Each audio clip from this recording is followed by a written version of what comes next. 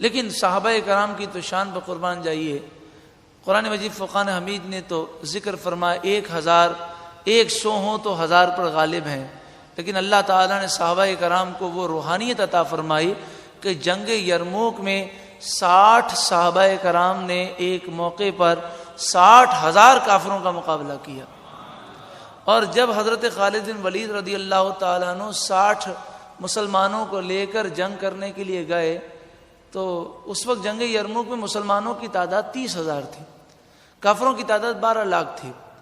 کافروں نے 60,000 کا لشکر نکالا اور کہا پہلے ان سے لڑو پھر بعد میں ہم سے لڑنا، تو حضرت ابو عبیدہ نے رضی اللہ تعالیٰ عنہ نے 30,000 کا لشکر ان کے سامنے کھڑا کر دیا۔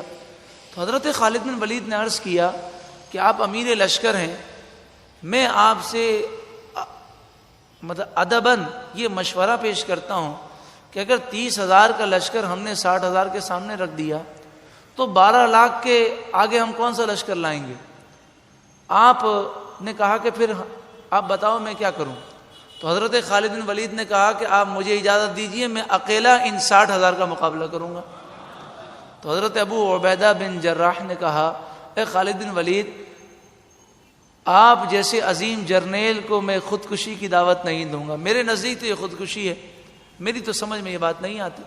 تو آپ نے کہا اچھا ایسا کریں 30 مجاہدین میرے ساتھ دے دیں، ہم 30 مل کر 60,000 کا مقابلہ کریں گے۔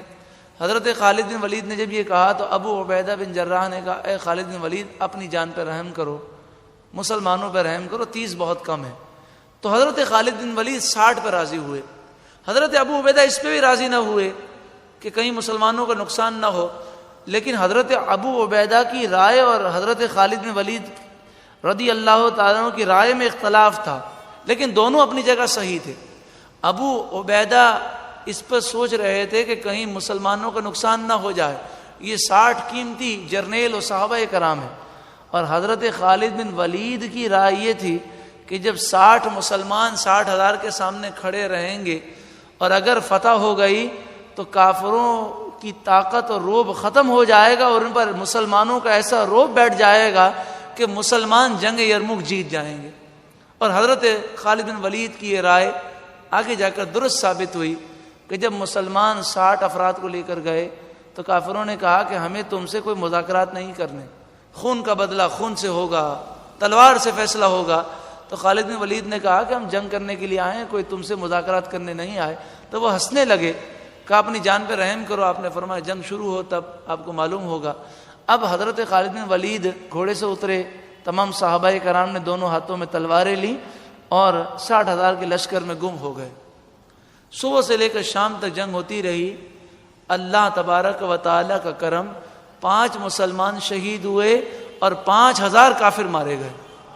حضرت خالد بن ولید نے اتنی تلواریں توڑی اور اتنی تیزی سے آپ نے تلوار چلائی کہ امامے سے لے کر آپ کے سر مبارک پر اس وقت جو کالا امامہ تھا حضرت خالد بن ولید رضی اللہ تعالیٰ، تو کالا امامے پر اگر لال رنگ لگ جائے تو آسانی سے وہ پکڑتا نہیں ہے، لیکن اتنے آپ نے کافروں کو قتل کیا کہ سر سے لے کر پاؤں تک آپ بالکل لال اور سرخ ہو گئے تھے۔ جب جنگ ختم ہوئی، شام ہوئی تو کافر بھاگ گئے اور انہیں شکست ہو گئی۔ تو مسلمانوں کے 5 مسلمان شہید ہو گئے۔ حضرت خالد بن ولید نے اس پر بھی افسوس کیا۔ اللہ تبارک و تعالی نے صحابہ کرام کو وہ روحانیت دی، وہ نورانیت دی کہ وہ بڑے سے بڑے لشکر کے سامنے بھی ڈرتے نہیں تھے۔ اللہ تعالی نور قرآن کے صدقے میں تمام مسلمانوں کو وہی غلبہ اور وہی عروج نصیب فرمائے۔